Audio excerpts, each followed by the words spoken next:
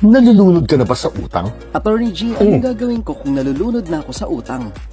Ito ang tamang proseso. Una, make a list. Ilista mo ang lahat ng mga utang mo at ang mga interest nito at ibangga mo ito sa listahan ng mga ari-arian mo at sa mga regular na kinikita mo. At huwag na huwag mong dadayain ang listahang ito. Dapat tapat at makatotohanan ito. Pangalawa, debt restructuring. Kung base sa listahan mo ay may sapat kang ari-arian at sources of income upang mabayaran mo ang mga utang mo ng dahan-dahan, makipag-usap ka na kaagad sa lahat ng pinagkautangan mo at i-renegotiate mo ang lahat ng utang mo. Pwede mong pahabain ang terms nito o pababaan ang mga interest nito o kahit ipa-cancel ang mga penalties nito. Magpatulong kayo kung kinakailangan sa isang abogado dahil pwede kayong mag-file ng petition for suspension of payments sa husgado kung kinakailangan mo nang gawin ito. At kung pumayag ang lahat ng pinagkautangan mo sa negosasyon ninyo, tuparin mo na ang pinag-usapan ninyo. At ang pangatlo, individual bankruptcy. Ngunit kung base sa listahan mo ay hindi mo na talaga kayang bayaran ng buo ang mga utang mo o kaya naman sadyang nagmamatigas at ayaw makipag-areglo ng mga pinagkautangan mo, then wala na kayong ibang paraan kundi mag-file ng petition for individual bankruptcy sa husgado. At kung aaprubahan ito ng husgado, ibebenta na nito ang lahat ng ari-arian mo at paghahati-hatian na lang ito ng mga pinagkautangan mo. At mawawalan ka ng mga ari-arian,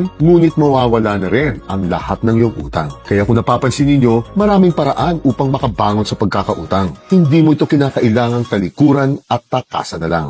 Chinet.